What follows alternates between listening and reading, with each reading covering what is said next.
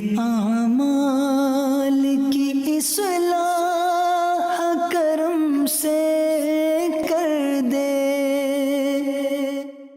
الحمدللہ رب العالمین والصلاة والسلام علی سید المرسلین، اما بعد فاعوذ باللہ من الشیطان الرجیم، بسم اللہ الرحمن الرحیم۔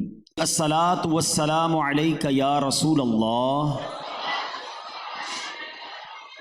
وعلی آلک واصحابک یا حبیب اللہ۔ الصلاة والسلام علیک یا نبی اللہ وعلی آلک واصحابک یا نور اللہ۔ درود پاک پڑھنے کے بے شمار فضائل و برکات ہیں، بہت ساری احادیث فضائل درود میں ملتی ہیں۔ مدینے والے مصطفیٰ ہمارے آخری نبی صلی اللہ تعالی علیہ وسلم کا فرمان عالی شان ہے، من صلی علیہ صلاۃ واحدۃ صلی اللہ علیہ عشرہ، جس نے مجھ پر ایک بار درود پاک پڑھا اللہ کریم اس پر اپنی 10 رحمتیں نازل فرماتا ہے۔ ومن صلی علیہ عشرا صلی اللہ علیہ مئۃ، جس نے مجھ پر 10 بار درود پاک پڑھا رب کریم اس پر 100 رحمتیں نازل فرماتا ہے۔ ومن صلی علیہ مئۃ صلی اللہ علیہ الفا، جس نے مجھ پر 100 بار درود پاک پڑھا اللہ کریم اس پر 1000 رحمتیں نازل فرماتا ہے۔ حدیث کی ملٹیپلیکیشن جو ہے بڑی کمال کی ہے، 1 درود 10 رحمتیں، 10 درود 100 رحمتیں، 100 درود 1000 رحمتیں۔ اس کا مطلب یہ ہوا کہ اگر میں چاہتا ہوں کہ گھر سے نکلوں اور جب تک گھر آؤں میرے گھر پر بھی رحمتیں برستی رہیں، مجھ پر بھی برستی رہیں، تو فارمولہ یہ ہے کہ درود پاک پڑھتے رہا کریں۔ مگر اس حدیث پاک کا جو اگلا پارٹ ہے، اگلا حصہ ہے، وہ اور خوبصورت ہے۔ آقا فرماتے ومن صلی علیہ الفا، جس نے مجھ پر 1000 بار درود پاک پڑھا، آقا فرماتے جنت کے دروازے پر اس کا کاندھا میرے کاندھے سے چھو رہا ہوگا۔ ہم تو یہ تمنا کرتے ہیں نا کہ آقا کے پیچھے پیچھے جنت میں چلے جائیں، باغ جنت میں محمد مسکراتے جائیں گے، پھول رحمت کے جھڑیں گے ہم اٹھاتے جائیں گے، اور خلد میں ہوگا ہمارا داخلہ اس شان سے یا رسول اللہ کا نعرہ لگاتے جائیں گے۔ اچھا، ہماری تمنا کیا ہے کہ پیچھے پیچھے، غلام ہے نا، غلام کا کام تو پیچھے جانا ہے، آقا کے پیچھے بھی چلے جائیں تو وارے نہیں آ رہے۔ مگر نبی پاک کی مہربانی دیکھو، فرماتے 1000 بار جو درود پاک پڑھے گا نا میرے ساتھ جنت میں جائے گا۔ 1000 بار درود پاک میں کتنی دیر لگتی ہے؟ الصلاۃ والسلام علیک یا رسول اللہ، یہ بھی درود پاک ہے۔ صلی اللہ تعالی علی محمد صلی اللہ علیہ وسلم، یہ بھی درود پاک ہے۔ بڑی دیر جلدی جلدی بندہ پڑھ لیتا ہے، 45 منٹس، 45-50 منٹ میکسیمم 1 گھنٹے میں انسان 1000 بار درود پاک پڑھ لیتا ہے۔ اب یہ گھنٹہ کہاں سے لائیں؟ سوال یہ آتا ہے بھائی 1 گھنٹہ روز؟ اچھا، کبھی دیکھا موبائل کتنے گھنٹے لے جاتا ہے ہمارے؟ اب تو موبائل میں بھی سافٹ ویئر آ گیا، بتا دیتا ہے کہ پورے دن میں کتنی بار دیکھا ہے اس کو، اسکرین ٹائم بتاتا ہے، ٹھیک ہے؟ گھنٹوں موبائل کے لیے ہیں۔ اچھا، اگر آپ جس کو کہتے ہیں نا مائنڈ سیٹ بن جائے نا نیکیاں کمانے کا، ہم گاڑی میں سفر کرتے ہیں، موٹر سائیکل پر سفر کرتے ہیں، بس میں سفر کرتے ہیں، کچھ لوگ ہو سکتا ہے واک کرتے ہوں گے، پیدل چلتے ہوں گے۔ اگر میں اپنا ٹریول ٹائم، جو بھی سفر کا وقت ہے اور جو بھی واکنگ پیدل چلنے کا وقت ہے، اگر یہ دونوں ٹائم کو درود ٹائم بنا دوں تو روز 1000 بار درود پاک ہو جائیں گے، ہے نا؟ اچھا، پھر ٹریول ٹائم میں درود پڑھنے کا ایک اور فائدہ پتہ ہے کیا ہے؟ جدھر جدھر درود پڑھتے ہوئے گزروں گا ساری زمین درود پڑھنے کی گواہ ہوتی چلی جائے گی۔ ہمارا ٹریول ٹائم کیسے گزرتا ہے؟ گاڑی میں بیٹھے ہیں تو گانے سننے ہیں، بلکہ اب تو موٹر سائیکل پہ بھی ہیڈ فون لگایا ہوا ہوتا ہے، پتہ نہیں کیا سن رہے ہوتے ہیں۔ اللہ کے بندوں، جدھر جدھر سے گزر رہے ہو گناہ کا کیوں گواہ کر رہے ہو؟ درود پڑھتے رہا کرو، سفر بھی خیر سے ہو جائے گا، رحمت بھی برستی رہے گی۔ اور 1000 بار درود پاک کی ایک اور فضیلت سنو، میرے آقا علیہ الصلوۃ والسلام فرماتے ہیں جس کا مضمون ہے کہ جو دن بھر میں 1000 مرتبہ درود پاک پڑھے وہ مرے گا نہیں جب تک جنت میں اپنا گھر نہ دیکھ لے گا۔ مرنے سے پہلے جنت میں گھر دکھا دیا جائے گا۔ تو میں بھی نیت کروں، آپ بھی نیت کریں کہ انشاءاللہ کثرت سے درود پاک پڑھیں گے۔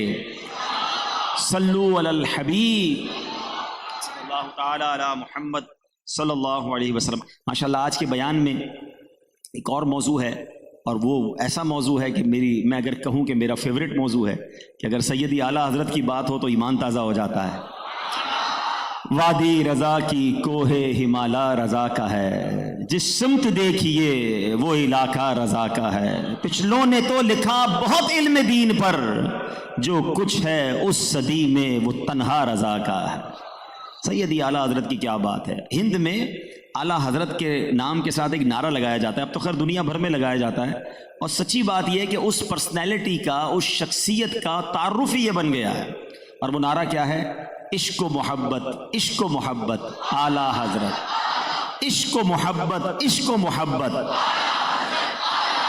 عشق و محبت، عشق و محبت.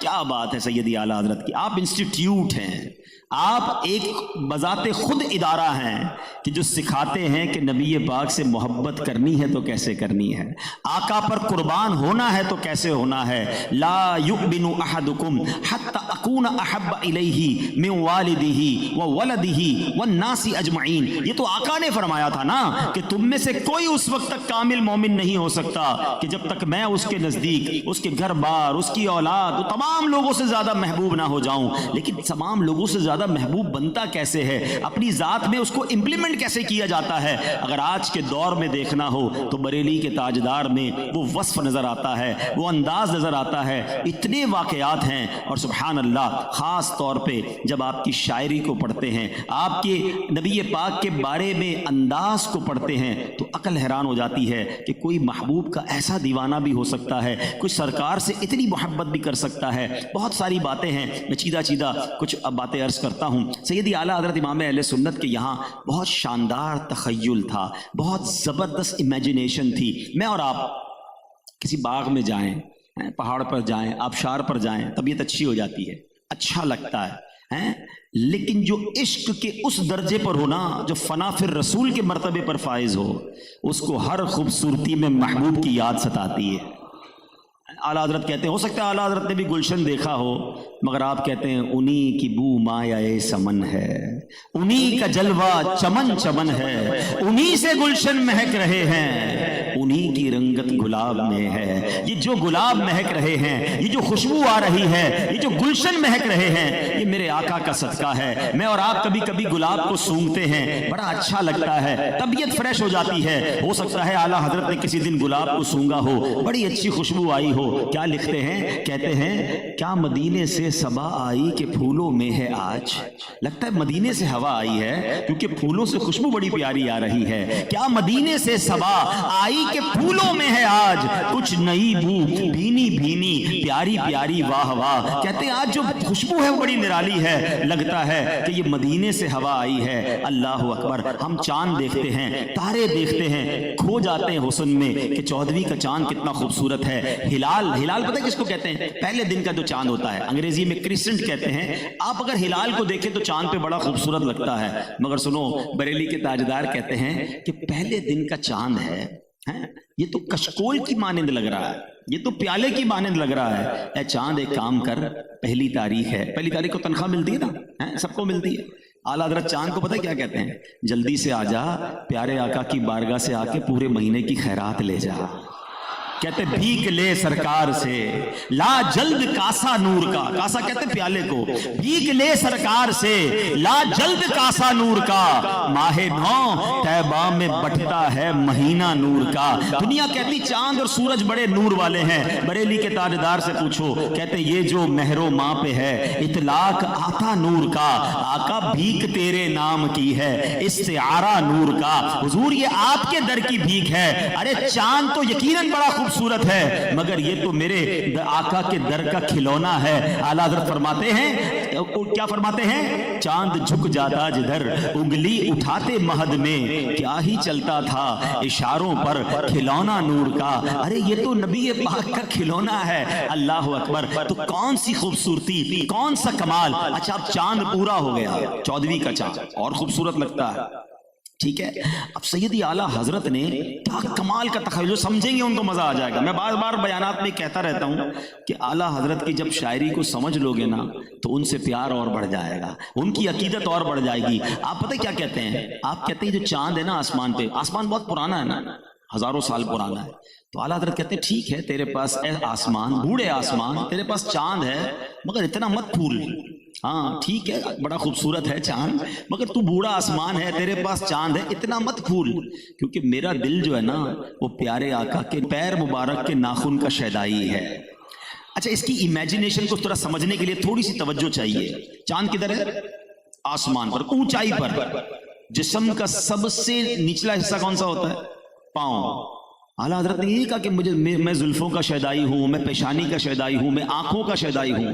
اے آسمان تیرے پاس چاند ٹھیک ہے ہوگا، مگر میرا دل میرے آقا کے وہ بھی پیر مبارک کے ناخن مبارک کا شیدائی ہے. اچھا اب ناخن کی مثال کیوں دی؟ اس پر بھی علماء نے کلام کیا. کبھی پیر کا ناخن کاٹیں تو کیا بن جاتا ہے؟ چاند جیسا لگتا ہے نا.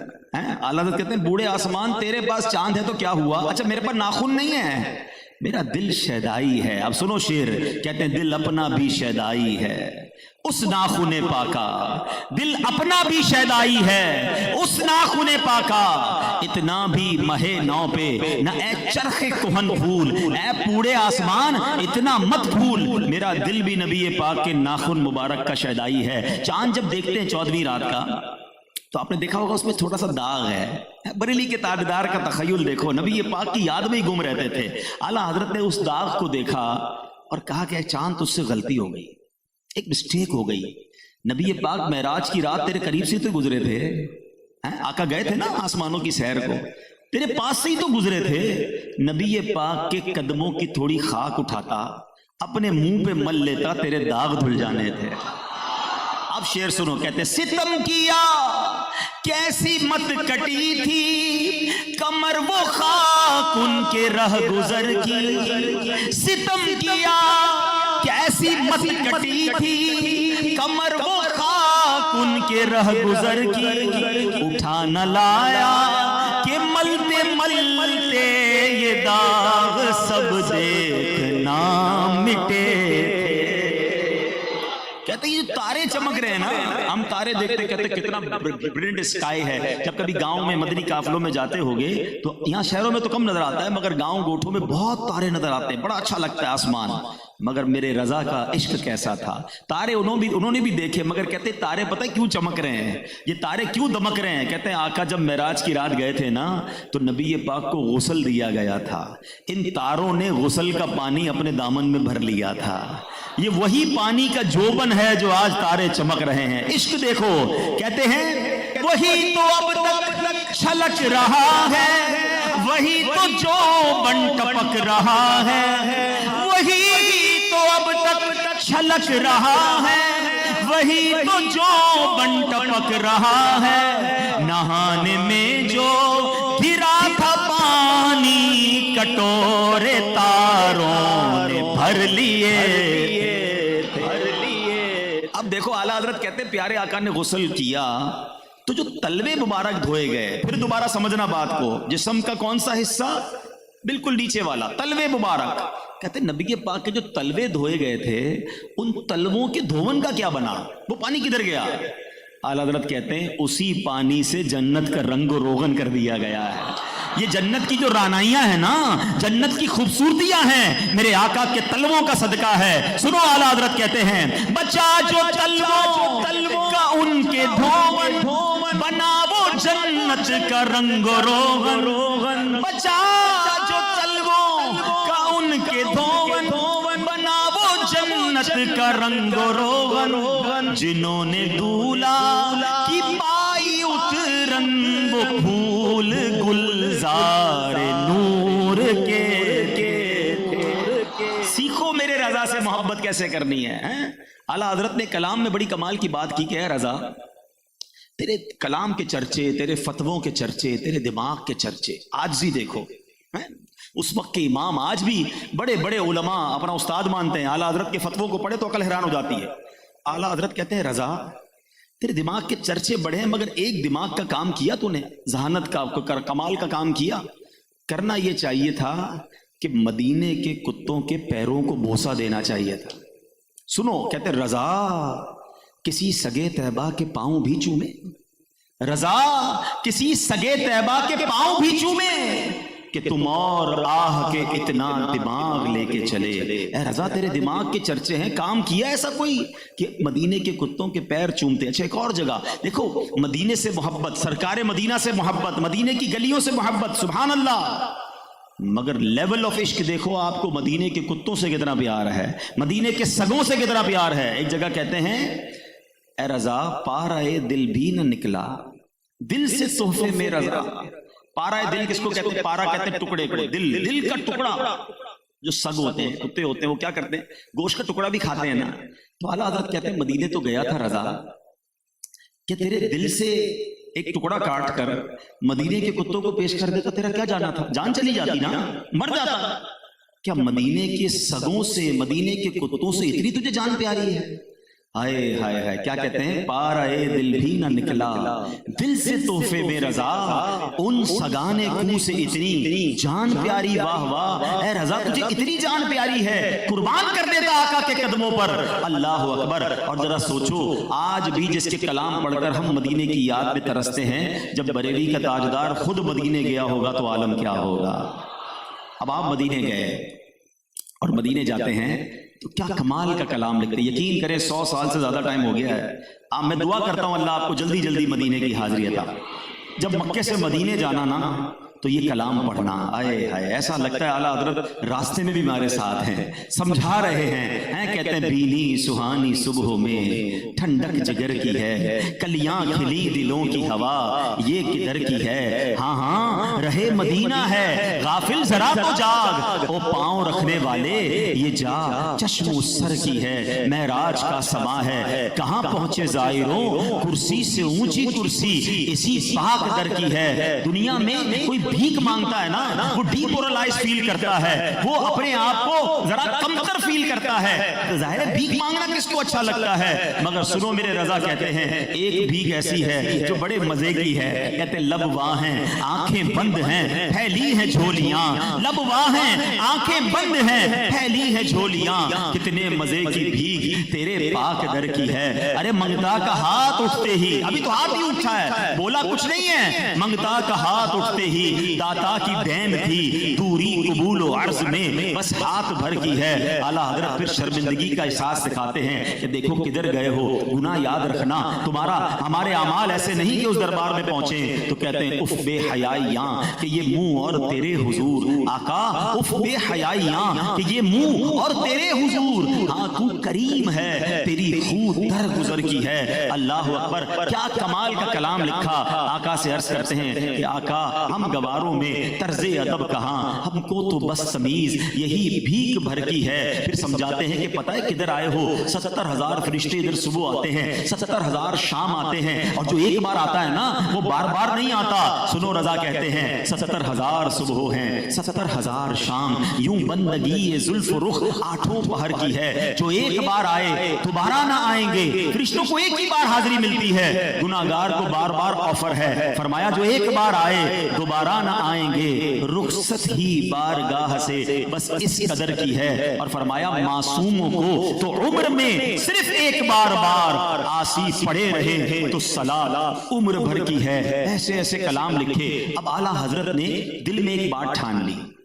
آپ نے سوچا کہ اب مدینے جانا ہے نا تو آقا کا سر کی آنکھوں سے دیدار کرنا ہے، جاگتی آنکھوں سے دیدار کرنا ہے. اب اتنا بڑا عاشق ہے، نبی پاک کا دیوانہ ہے. انہوں نے کیا کیا، سنہری جاریوں پر کھڑے ہو گئے اور ساری رات درود پڑھتے رہے، ساری رات درود پڑھتے رہے. مگر عاشقوں کو آزمایا بھی جاتا ہے نا، عشق میں آزمائش بھی ہوتی ہے. دیدار نہیں ہوا ہے، دیدار نہیں ہوا.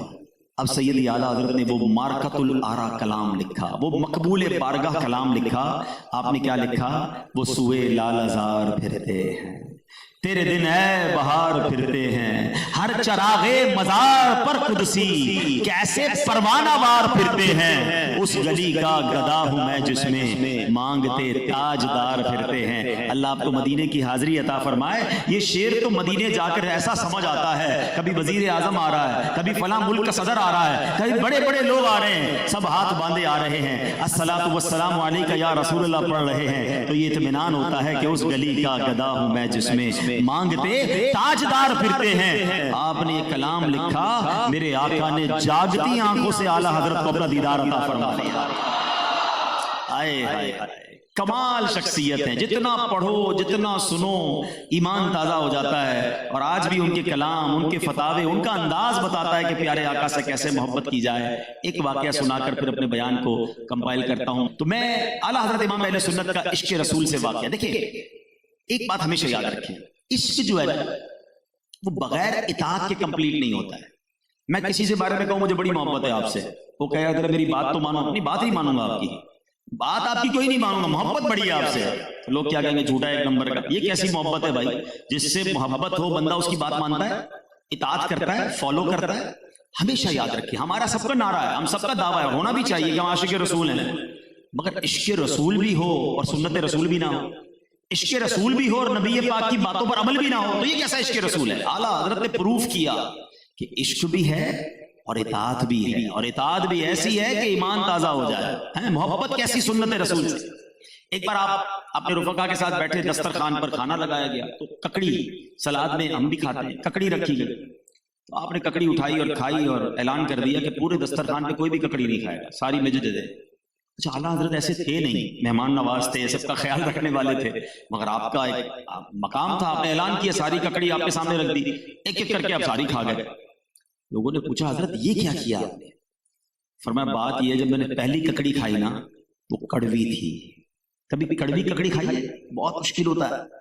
اب مجھے یہ خیال آیا کہ ککڑی جو ہے میرے آقا کی سنت ہے، کسی نے کھا کر تھوک دی یا پسند نہ کی تو میرے آقا کی سنت میرا دل نے گوارا نہ کیا، میں نے سوچا ساری ککڑی میں ہی کھا جاتا ہوں۔